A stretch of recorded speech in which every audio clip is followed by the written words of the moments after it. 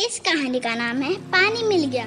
एक बार एक व्यापारी अपने कई साथियों के साथ दूसरे देश की यात्रा पर निकला। वे लोग अपना सामान बेचने जा रहे थे।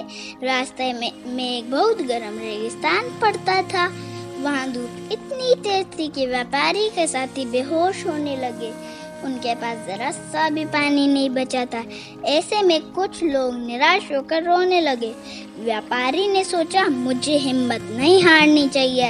अगर मैं ही हिम्मत हार जाऊंगा तो मेरे साथी निराश हो जाएंगे। मुझे उनका हौसला बढ़ाना चाहिए। तभी उस व्यापारी को एक जगह पर घास उगी दिखाई दी। उसने सोचा, पानी के बिना घास नहीं उग सकती। वह खुशी के मारे झूम उठा और अपने साथियों को कहा कि वहाँ खुदाई करे। उन लोगों ने बहुत खुदाई की, लेकिन पत्थर के सिवा कुछ भी नहीं निकला। वहाँ पानी का नामो निशान तक नहीं था। व्यापारी ने कहा, हमें हार नहीं माननी चाहिए। तुम लोग खुदाई जारी रखो। फिर व्यापारी ने पत्थर पर अपना कान लगा दिया तो उसे पानी की आवाज सुनाई दी। उसने जल्दी जल्दी चट्टान पर हथौड़े से वार किया। चट्टान के कई टुकड़े हो गए और वहां से पानी बह निकला। व्यापारी और उसके साथी खुशी के मारे झूम उठे। उनकी कड़ी मेहनत रंग लाई थी। इस कहानी से हमें ये शिक्षा मिलती है, हमें कभी भी हिम्मत नहीं हारनी चाहिए। कोशिश करते रहना चाहिए तो हमारी जीत निश्चित है। धन्यवाद।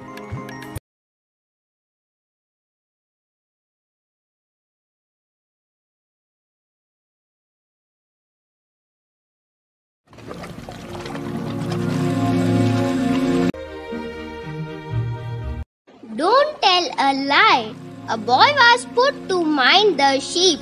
He thought he would play a prank on the villagers. He called out, "Wolf, wolf!" The villager found no wolf. The boy laughed at them. He did this again and again. One day a wolf did come to attack the sheep. The boy called out for help, but nobody believed him. No one came to help him. The wolf killed many sheep. The villagers were angry with the boy and punished him. Thank you.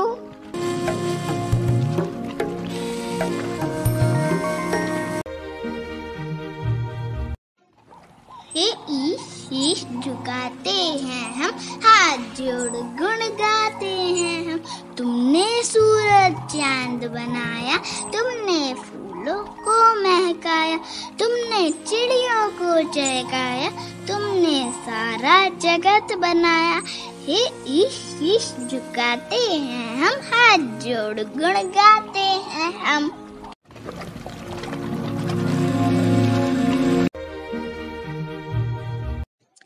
After a bath, after my bath, I try to wipe myself till I am dry. Hands to wipe and fingers and toes, and to wet legs and a shiny nose. Just think how much less time I would take if I were a dog and could shake. The Greedy Dog. Once a dog was crossing a pond. He had a bone in his mouth. He looked into the water and thought. He saw another dog holding a bone in his mouth. He wanted that bone too. He barked at the dog. Bhau, bhau, bhau, bhau. As he opened his mouth, the bone he was carrying fell into the water. The dog lost his bone because he was greedy. The greedy dog had learned a lesson.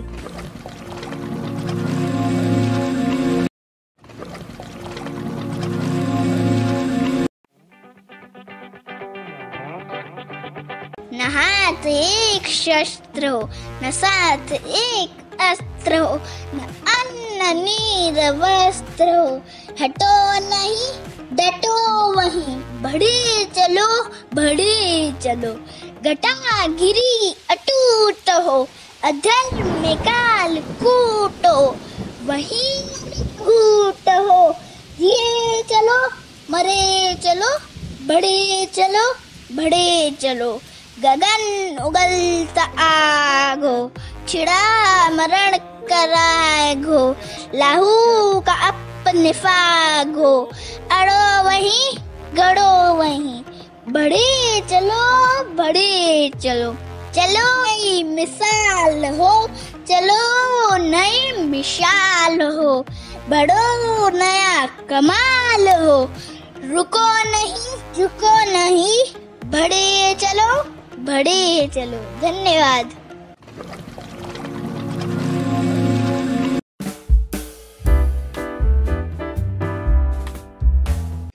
खरगोश और कछुआ।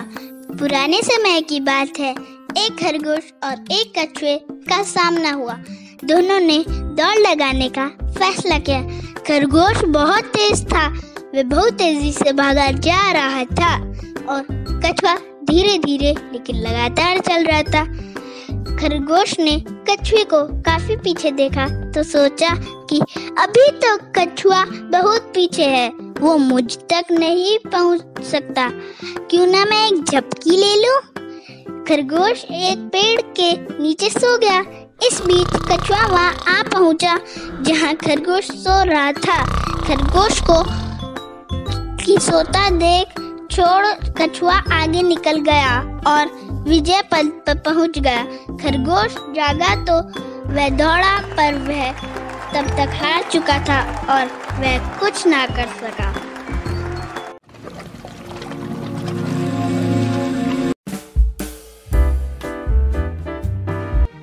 कई दिन पहले एक गांव में दो बिल्लियां रहती थी।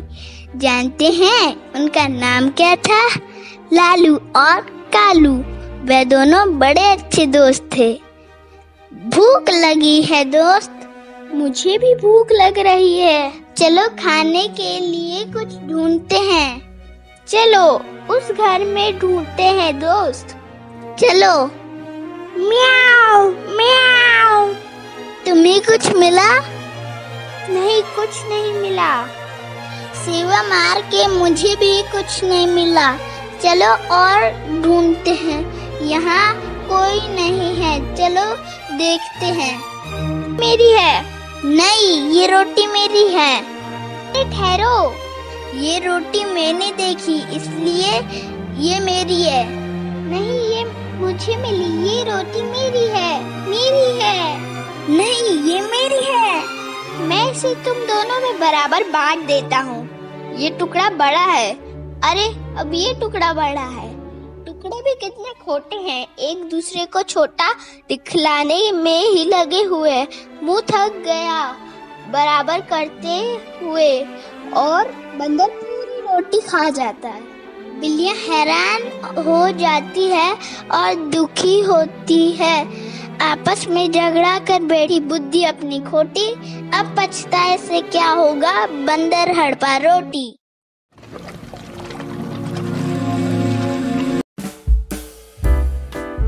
प्यासा कौवा। एक बार की बात है, एक कौवा बहुत प्यासा था। वह पानी की तलाश में इधर उधर भटकने लगा। उड़ते उड़ते बहुत देर हो गई, उसे कहीं भी पानी नहीं मिला। वह परेशान हो गया। प्यासा कौवा का गला सूखने लगा। वह बोला, काऊ काऊ, हे भगवान, आज तो मैं प्यासा ही मर जाऊंगा। कहीं एक बूंद पानी मिल जाए तो शायद बच जाऊं। कि तभी उसे दूर एक घड़ा दिखा। उसकी खुशी का ठिकाना ना रहा। वह घड़े के पास गया तो देखा उसमें पानी तो था, लेकिन बहुत कम मात्रा में था। वह पानी नहीं पी पा रहा था। तभी उसने आसपास बहुत से कंकड़ पत्थर बिखरे दिखाई दिए। उसने पत्थर को अपनी चोंच में उठाकर घड़े में डालने लगा। धीरे धीरे पानी ऊपर आने लगा। उसने पानी पीकर अपनी प्यास बुझाई और ईश्वर को धन्यवाद दिया। इस कहानी से हमें ये शिक्षा मिलती है, हमें मुश्किल में हार नहीं माननी चाहिए, कोशिश करते रहना चाहिए। जंगल के बीच एक नदी थी। उसमें एक बूढ़ा मगरमच्छ रहता था। बूढ़ा होने के कारण वह शिकार नहीं कर पाता था। नदी के पास ही एक पेड़ था, उस पर एक बंदर रहता था। बूढ़ा मगरमच्छ उस पेड़ के नीचे सो रहा था कि अभी उसे वह बंदर दिखाई दिया। उसने कहा, बंदर भाई, तुम ये क्या खा रहे हो? ये जामुन है, क्या मुझे भी दे दोगे?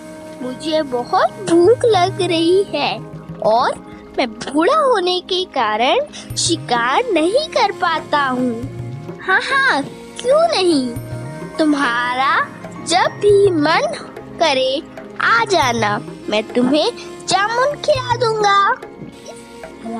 मगरमच्छ रोज आता और बंदर उसे जामुन खिलाता। थोड़े दिन में वे अच्छे दोस्त बन गए, साथ खेलते मस्ती करते। कभी बंदर मगरमच्छ की पीठ पर बैठकर पानी में उछलता। एक बार मगरमच्छ ने बंदर से कहा, बंदर भाई, मैं ये जामुन मेरी पत्नी को भी खिलाना चाहता हूँ, क्या तुम मुझे थोड़े जामुन तोड़कर दे दोगे? तुम्हारी बहुत मेहरबानी होगी। हाँ हाँ जरूर, मैं अभी भाभी के लिए जामुन तोड़ कर देता हूँ। ऐसा कहकर बंदर थोड़े जामुन तोड़कर मगरमच्छ को देता है। वह उन जामुन को लेकर नदी के दूसरी चोट पर अपनी पत्नी को देता है। आज तुम मेरे लिए क्या लाए हो? आज मैं तुम्हारे लिए जामुन लाया हूँ। ये बहुत स्वादिष्ट और रसीले हैं। हाँ, ये तो बहुत स्वादिष्ट है। तुम ये कहाँ से लाए? मेरा एक दोस्त है बंदर, उसी ले दिया है। अच्छा, सोचो, ये जामुन इतने स्वादिष्ट है तो तुम्हारे दोस्त रोज इन जामुन को खाता है। वह कितना स्वादिष्ट व मीठा होगा। मुझे उसका दिल खाना है। तुम किसी भी तरह उसे मेरे पास लेकर आओ। नहीं नहीं, ऐसा नहीं हो सकता। वो मेरा मित्र है, मैं उसे धोखा नहीं दे सकता। उसने मुझे खाना खिलाया, मैं उसकी जान नहीं ले सकता। मुझे नहीं पता, तुम किसी भी तरह उसका दिल मुझे ला कर दो, मैं तुमसे बात नहीं करूंगी। वह बंदर के पास गया। बंदर भाई, आज मेरी पत्नी ने तुम्हारे लिए दावत रखी है, क्या तुम मेरे घर दावत पर चलोगे? हाँ हाँ, क्यों नहीं, भाभी ने इतने प्यार से बुलाया है तो जरूर चलूंगा। दोनों नदी में से चल दिए। बंदर ने पूछा, भाभी ने क्या बनाया है? उसने कहा, पूरी और केले की सब्जी तथा मिठाई और अलग अलग तरह के पकवान बनाए हैं। बेचारा बंदर, उसे पता ही नहीं कि मेरी पत्नी आज उसका दिल खाने वाली है। वह कुछ सोचकर हिचकिचाते हुए बंदर से कहता है कि बंदर भाई, दरअसल बात यह है कि मेरी पत्नी आज दावत नहीं बल्कि तुम्हारा दिल खाना चाहती है। मैं क्या करूं? मैंने तो उसे बहुत समझाया पर वो बात सुनने को तैयार ही नहीं थी। कुछ सोचकर, अच्छा क्यों नहीं, तुम मुझसे पहले ही बता देते तो मैं अपना दिल ले आता। हम बंदर अपना दिल पेड़ पे छुपा कर रखते हैं। अब हमें वापस पेड़ के पास जाना होगा। मगरमच्छ खुश होकर वापस पेड़ के पास गया। बंदर उछलकर पेड़ पर चढ़ गया। मगरमच्छ ने कहा, बंदर भाई जल्दी करो वरना वो मेरा दिल खा जाएगी। अरे बेवकूफ, कोई दिल निकाल कर जिंदा कैसे रह सकता है? मैंने तुम पर भरोसा किया, जामुन खिलाए, तुम्हें अपना दोस्त बनाया और तुम आज से हमारी दोस्ती खत्म और तुम्हारे लिए जामुन भी खत्म। मगरमच्छ पछताकर पानी में चला गया। एक शाम राजा अकबर अपने प्रिय बिरबल के साथ अपने शाही बगीचे की सैर के लिए निकले। वह बगीचा बहुत ही शानदार था, चारों ओर हरियाली ही हरियाली थी। ऐसे में राजा को जाने क्या सूझा कि उन्होंने बिरबल से कहा, बिरबल, हमारा मन है कि इस हरे भरे बगीचे में हम हरे घोड़े पर बैठकर घूमें, इसलिए मैं तुम्हें आदेश देता हूँ कि तुम 7 दिनों के अंदर हमारे लिए एक हरे घोड़े का इंतजाम करो। वही अगर तुम इस आदेश को पूरा करने में असफल रहते हो तो तुम कभी भी हमें अपनी शक्ल ना दिखाना। से राजा व बिरबल दोनों वाकिफ थे कि आज तक दुनिया में हरे रंग का घोड़ा नहीं हुआ है। फिर भी राजा चाहते थे कि बिरबल किसी बात में अपनी हार स्वीकार करे। इसी कारण उन्होंने बिरबल को ऐसा आदेश दिया। मगर बिरबल भी बहुत चालाक थे। वो भली भांति जानते थे कि राजा उनसे क्या चाहते हैं, इसलिए वो भी घोड़ा ढूंढने का बहाना बनाकर 7 दिनों तक इधर उधर घूमते रहे। 8वें दिन बिरबल दरबार में राजा के सामने पहुंचा और बोले, महाराज, आपकी आज्ञा के अनुसार मैंने आपके लिए हरे घोड़े का इंतजाम कर लिया है, मगर उसके मालिक की 2 शर्तें हैं। राजा ने उत्सुकता से दोनों शर्तों के बारे में पूछा। तब बिरबल ने जवाब दिया, पहली शर्त यह है कि उस हरे घोड़े को लाने के लिए आपको स्वयं जाना होगा। राजा इस शर्त के लिए तैयार हो गए। फिर उन्होंने दूसरी शर्त के बारे में पूछा। तब बिरबल ने कहा, घोड़े के मालिक की दूसरी शर्त यह है कि आपको घोड़ा लेने जाने के लिए सप्ताह के 7 दिन के अलावा कोई और दिन चुनना होगा। यह सुन राजा हैरानी से बिरबल की ओर देखने लगे। तब बिरबल ने बड़ी सहजता से जवाब दिया, महाराज, घोड़े का मालिक कहता है कि हरे रंग के खास घोड़े को लाने के लिए उसकी यह खास शर्तें माननी होगी। राजा अकबर बिरबल की यह चतुराई भरी बात सुनकर खुश हो गए और मान गए कि बिरबल से उसकी हार मनवाना वाकई में बहुत मुश्किल है। चंद्रगढ़ गांव में एक किसान रहता था। उसका नाम था राम सिंह। उसके पास बहुत सारी गाय थी। उनमें से एक गाय बहुत सुंदर व समझदार थी। उसका नाम था लक्ष्मी। उसके एक बछड़ा था। राम सिंह गायों को रोज जंगल में चराने ले जाता था। एक दिन सारी गाय को लेकर जंगल जाता है। सारी गाय तो झुंड में घास खा रही थी कि तभी लक्ष्मी चढ़ते चढ़ते झुंड से दूर निकल जाती है। हे राम, मैं कहाँ आ गई? अब मैं क्या करूं? वापस जा रही होती है कि तभी एक भूखा शेर देख लेता है और उसका पीछा कर कर उसके सामने आकर खड़ा हो जाता है। रुको, वाह, कितनी तंदुरुस्त गाय है तुम। तुम्हें खाऊंगा तो 1 हफ्ते तक कुछ खाने की जरूरत नहीं है। लक्ष्मी डरते डरते शेर को देखकर वहीं खड़ी रहती है और कांपती रहती है। महाराज रुकिए, एक बार मेरी बात तो सुनिए। मेरी एक विनती है। मुझे पता है आज मैं आपके हाथों में मरने वाली हूँ, लेकिन उससे पहले मेरी एक आखिरी इच्छा है, वो सुन लीजिए। मुझे कुछ नहीं सुनना, मैं बहुत भूखा हूँ, मैं तुम्हें खाऊंगा। हा हा हा हा। महाराज, आप मुझे खा लेना, मुझे कोई ऐतराज नहीं है, परंतु आप मेरी एक इच्छा पूरी कर दीजिए। आप महाराज हैं, आप दयालु हैं। हाँ, वो तो मैं हूँ। अच्छा बताओ, क्या इच्छा है तुम्हारी? मैं उसे जरूर पूरी करूँगा। शेर महाराज, मेरा एक बछड़ा है, वह बहुत छोटा है। वह मेरी राह देखता होगा। मैं आखिरी बार उसे जाकर मिलकर दूध पिलाकर वापस आ जाऊंगी। मुझे बेवकूफ समझती हो? तुम एक बार यहाँ से गई तो वापस क्यों आओगी? नहीं नहीं महाराज, मैं वचन देती हूँ, मैं जरूर आऊंगी। ठीक है, जल्दी आना।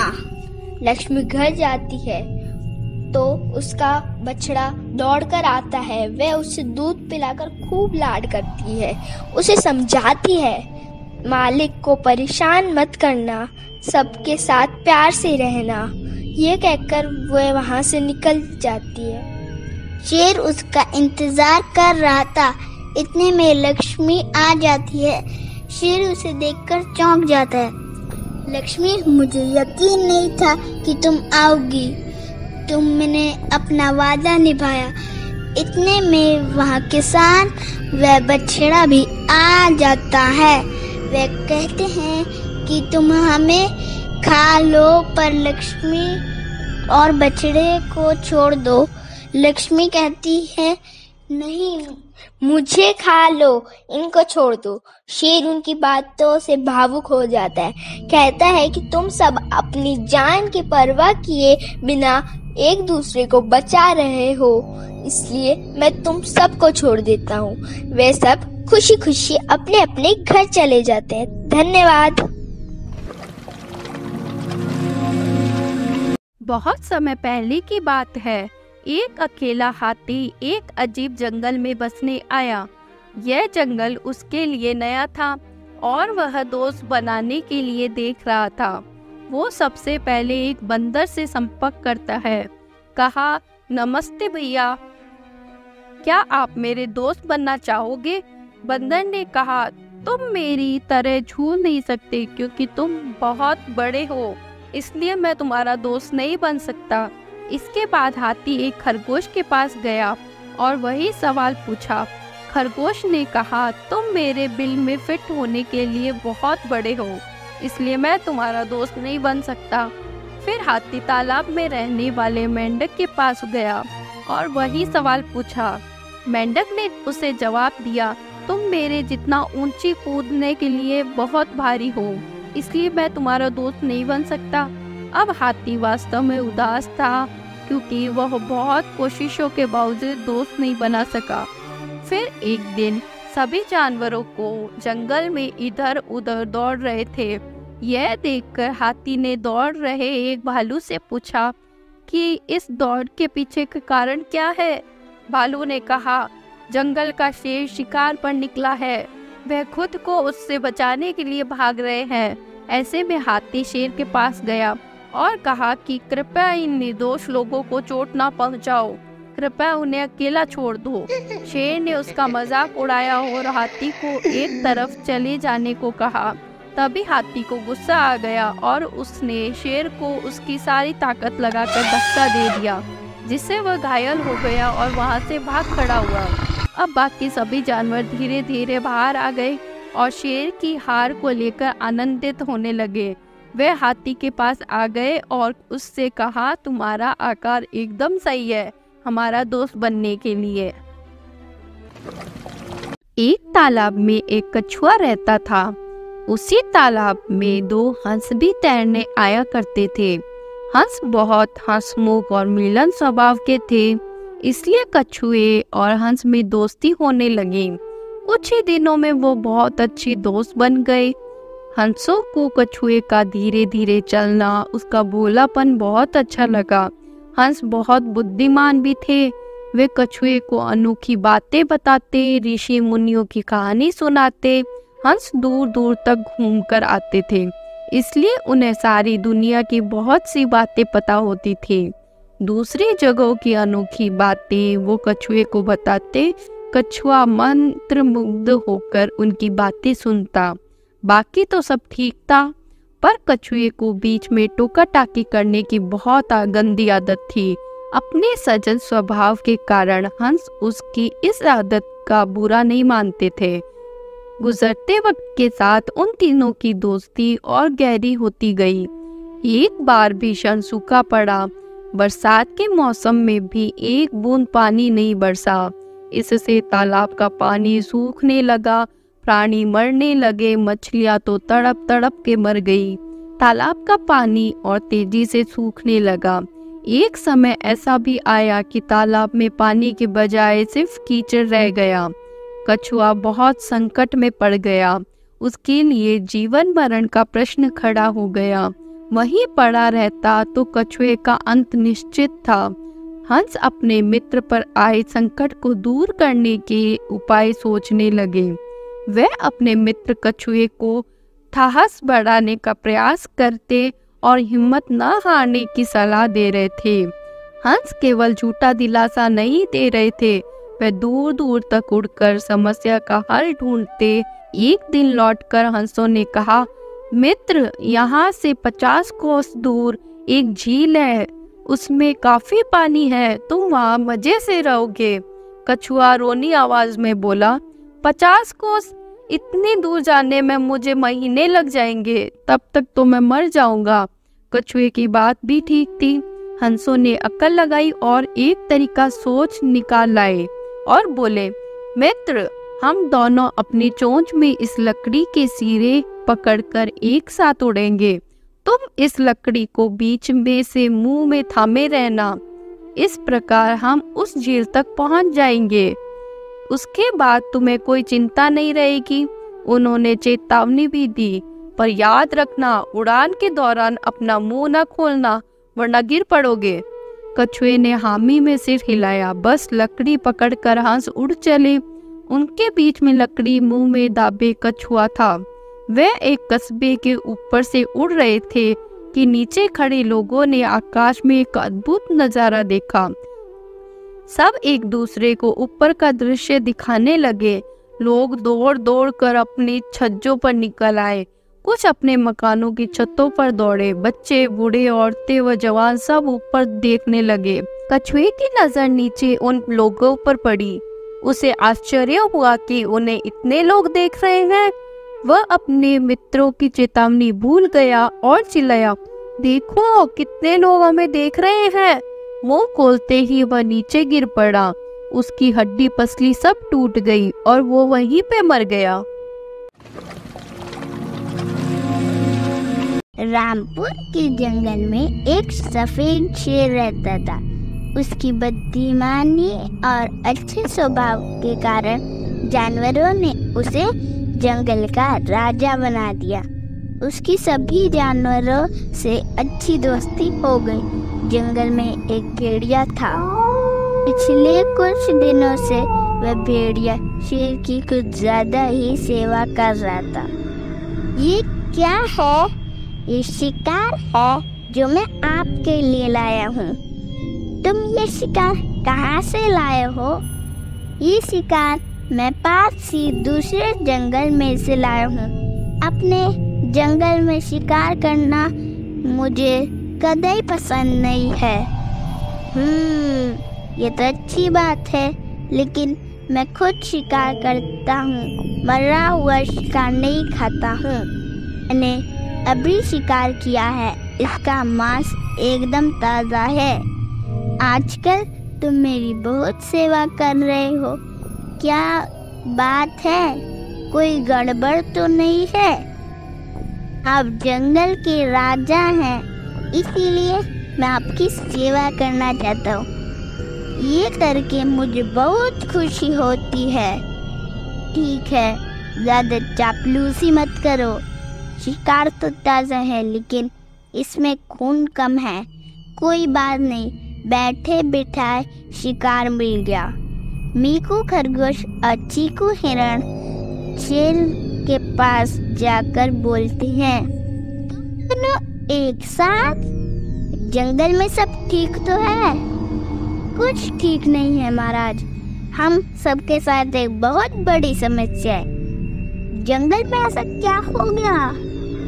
पिछले कुछ दिनों से जंगल में जो हमारे साथी जानवर हैं वो गायब हो रहे हैं। आप चीकू भाई से पूछ लीजिए, यकीन नहीं हो रहा मेरे पे तो। हाँ मीकू सही कह रहा है, मेरा एक जिगरी दोस्त था, वह भी कुछ दिनों से गायब है। मैं पता करता हूँ।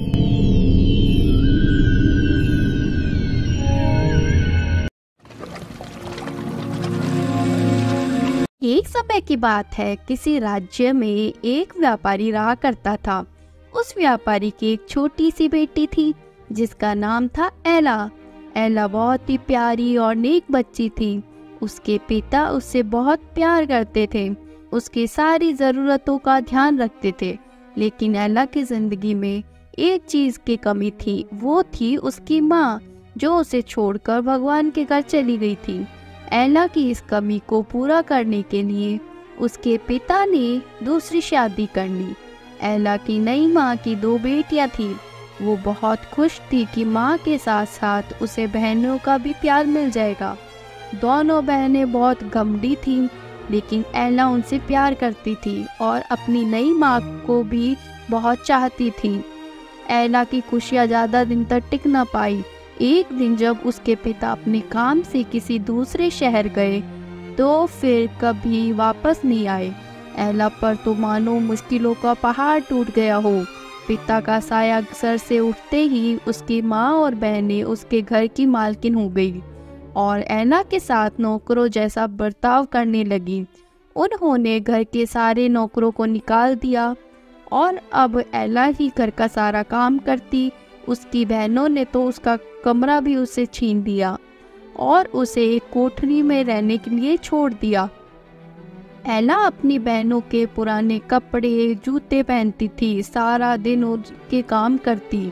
कभी कभी तो एला इतनी थक जाती थी कि अंगीठी के पास ही सो जाती थी।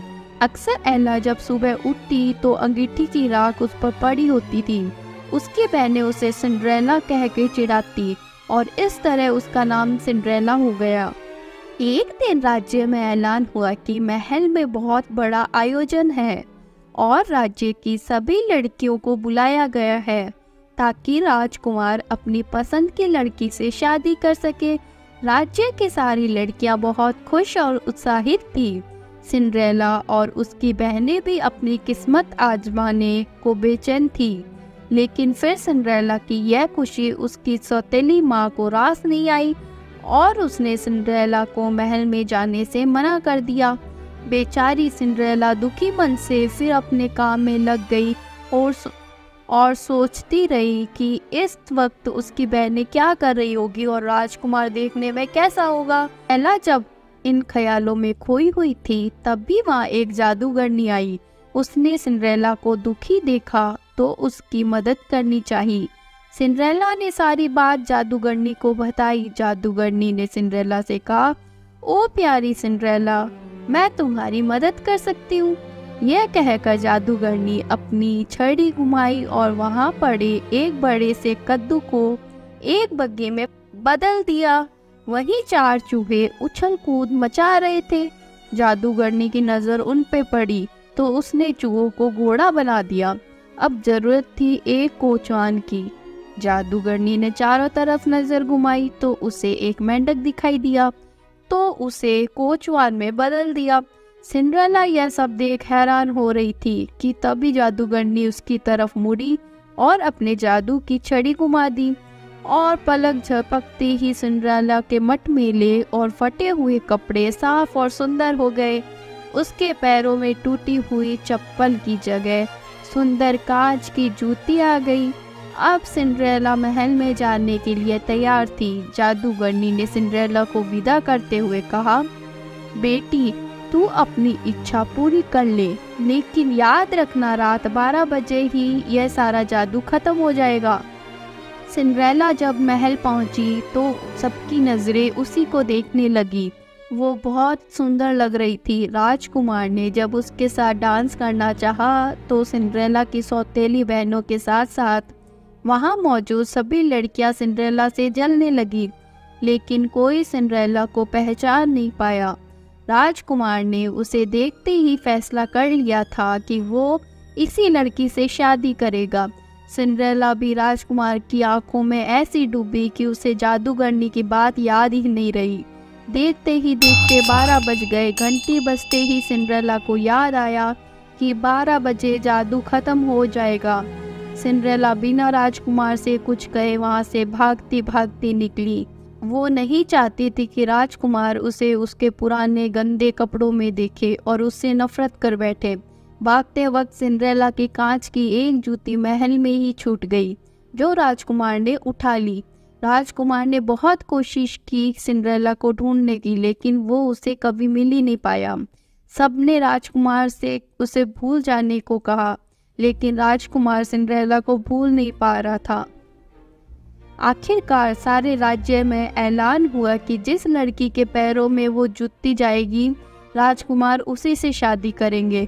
राज्य में तो जैसे तूफान आ गया था। हर लड़की राजकुमार से शादी करना चाहती थी। सभी लड़कियां अपने आप को उस कांच की जूती की मालकिन बताने लगीं।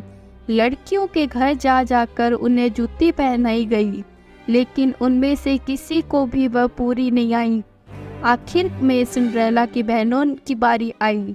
दोनों ने हर कोशिश की जूती पहनने की, लेकिन कोई फायदा नहीं हुआ। अब सबकी नज़रें सिंड्रेला पे रुक गई। सिंड्रेला ने जब उसे पहना तो वो जूती उसके पैर में आ गई, जैसे उसी के लिए बनी थी। सिंड्रेला की सौतेली माँ और बहनें हैरान और परेशान हो गई।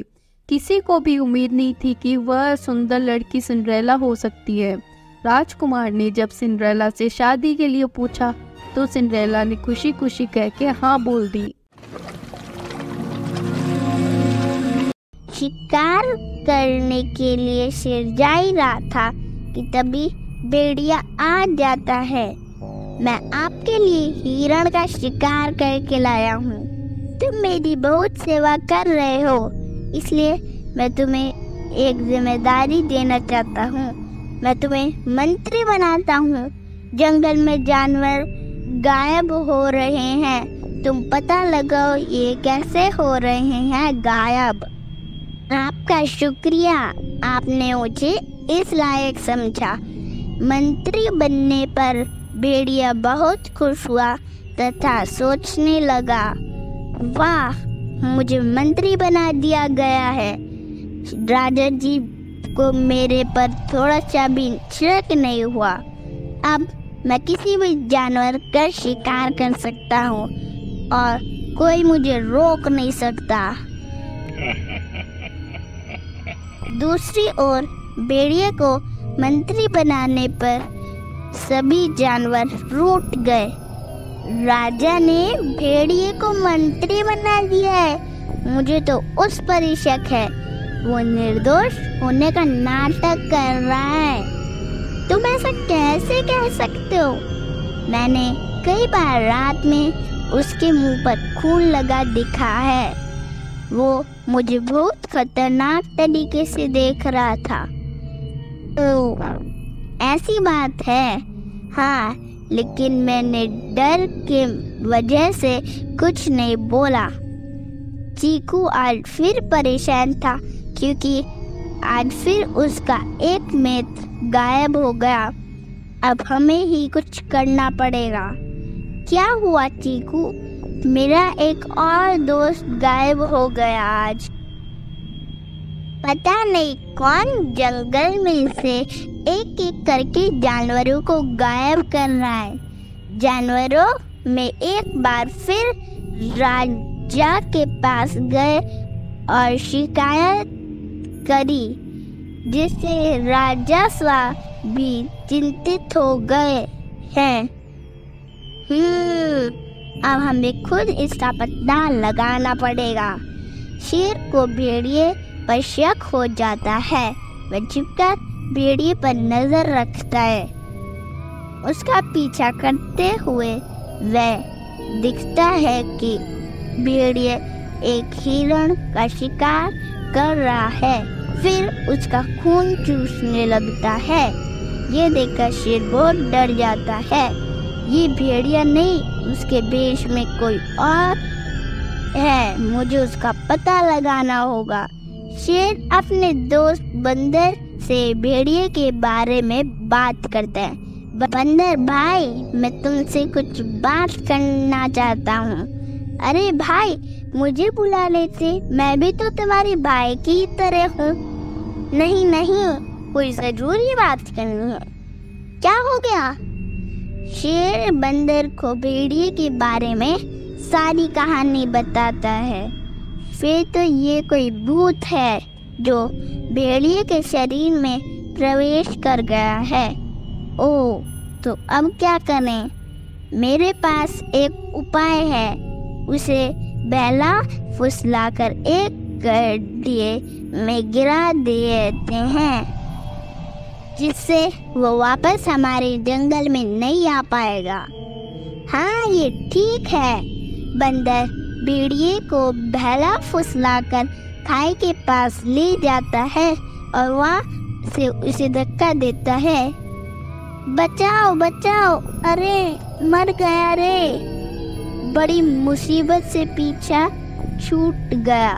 जब बंदर जानने लगता है तभी खाई में से भूत के हंसने की आवाज आती है। तुम क्या समझते हो, मैं मर गया हूँ? हा हा हा। नहीं, यदि तुम सोचते हो कि मैं मर गया हूँ तो ये गलत सोच रहे हो। मैं मरा नहीं हूँ और मैं मर भी नहीं सकता। भेड़िए की आवाज सुनकर बंदर डरकर भाग जाता है और शेर को सारी बात बताता है। क्या? ऐसा कैसे? वो भेड़िया नहीं है, भेड़िया के भेष में भूत है। वो खाई में गिरने के बाद भी बाहर निकल आया। ये तो गंभीर मामला है। अब हम क्या करेंगे? मुझे कुछ सोचने दीजिए महाराज। मेरे पास एक उपाय है। अच्छा, क्या उपाय है? मेरे चाचा जी कहते हैं कि गंगा जल से भूत से मुक्ति मिल जाती है। ये तो हम कर उस भूत से मुक्ति पा सकते हैं। वो कैसे? बस तुम किसी तरह गंगा नदी से जल लेकर आ जाओ, बाकी काम मैं कर लूँगा। ठीक है, मैं अभी जाता हूँ और गंगा नदी से जल लाता हूँ। शेर भाई, मैं गंगा जल लेकर आ गया। शाबाश, बहुत अच्छे। कुछ देर में यहाँ भेड़िया आने वाला है, इसलिए तुम छिपकर रहो। जब मैं कहूँगा तो तुम बाहर आ जाना। भेड़िए को पता नहीं चलना चाहिए कि हम उसे खत्म करने की योजना बना रहे हैं। ओ, तुम्हारा ही इंतजार कर रहा था। क्या बात है, आप मेरा आज इंतजार कर रहे हैं? तुम्हारे बारे में एक योजना बनाई है। भेड़िया जैसे ही शेर के पास आता है तो शेर झपट कर उसकी गर्दन पकड़ लेता है। फिर वह बंदर को पुकारता है, बंदर दोस्त जल्दी आओ। शेर बंदर को पुकारता है तो बंदर आ जाता है गंगा जल लेकर। अब तुम जल्दी से ये गंगा जल भेड़िए को पिलाओ। तभी भेड़िया शेर के चंगुल से निकलने की कोशिश करता है। देखो, भागने की कोशिश मत करो, नहीं तो तुम्हें यही खत्म कर दूंगा। भेड़िया गंगा जल पी लेता है। तभी उसके शरीर से एक रोशनी निकलती है। बचाओ बचाओ! और इस तरह भूत की आत्मा को मुक्ति मिल जाती है। सालों पहले गर्मियों के मौसम में एक दिन जंगल में सभी जानवर आराम कर रहे थे। अच्छे से आराम करके शाम के समय भेड़ियों का एक झुंड शिकार के लिए निकला। उनमें से एक दारुका नाम के भेड़िए को कुछ दूर जाते ही झाड़ियों से बच्चे के रोने की आवाज सुनाई दी। भेड़िया जब झाड़ियों के पास जाकर देखता है तब उसे एक बच्चा दिखाई दिया। वह बिना कपड़े के जमीन पर लेटा था। बच्चों को देखकर भेड़िया चौंक गया और उसे अपने साथ अपनी बस्ती ले गया। इस तरह इंसान का बच्चा भेड़ियों के बीच में आ जाता है। बच्चों को भेड़ियों के बीच देखकर उस जंगल में रहने वाले शेर खान को गुस्सा आ जाता है, क्योंकि वही उस बच्चे को इंसान की बस्ती से उठाकर खाने के लिए लाया था। भेड़िया अपने परिवार की ही तरह इंसान के उस बच्चे को भी पालता है। उसके परिवार में कुछ छोटे भेड़िया और उसकी माँ रक्षा थी। रक्षा ने उस बच्चे को मोगली नाम दिया। मोगली को एक परिवार मिल गया था। और वह भेड़ियों को अपने भाई बहन समझकर उनके साथ रहने लगा। दारूका ने भी अपनी पत्नी रक्षा को बता दिया था कि इस बच्चे को शेर खान के नजरों से बचा कर रखना, क्योंकि वो बच्चों को खाना चाहता है। रक्षा इस बात का पूरा ख्याल रखती थी। वो अपने बच्चों और मोगली को कभी भी अपनी नजरों से दूर जाने ही नहीं देती थी। एक तरफ कुछ समय बीतने के बाद जंगल में रहने वाले सभी जानवर मोगली के बहुत अच्छे दोस्त बन गए। दूसरी तरफ शेर खान दूर से ही मोगली पर नजर गड़ाए रखा था। वह मोगली का शिकार करने के लिए उचित समय का इंतजार में था। भेड़ियों के झुंड का नेतृत्व एक बुद्धिमान भेड़िया कर रहा था। उस दल में बल्लू नाम का भालू और बगीरा नामक का एक पैंथर भी था। सभी एक जगह एकत्रित होकर मोगली को लेकर बातें करने लगे। उनका कहना था कि हमें मोगली को भेड़ियों की तरह ही पालना होगा। इस पर झुंड का सरदार अपने साथी बगीरा और बल्लू को बोलता है कि तुम दोनों मोगली को जंगल के नियम कानून सिखाओगे, साथ ही मोगली की रक्षा भी करोगे।